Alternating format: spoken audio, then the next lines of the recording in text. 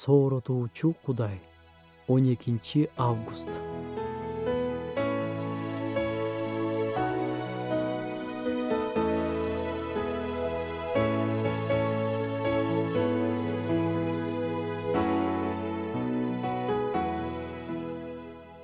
Качан биз Исага моюн сунуп, кечирим сурап келгенде, ал бизди баардык күнөөдөн тазалайт жана жаңылайт.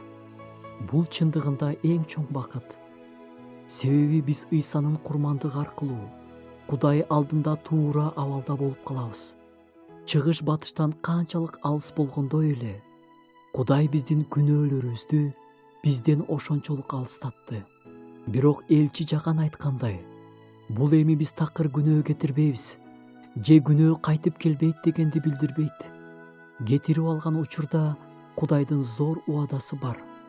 Эгерде күнөөлөрүбүздү мойнубузга алып, ачык айтсак, ишенимдүү жана адилеттүү Кудай бизди баардык адилетсиздиктен тазалайт.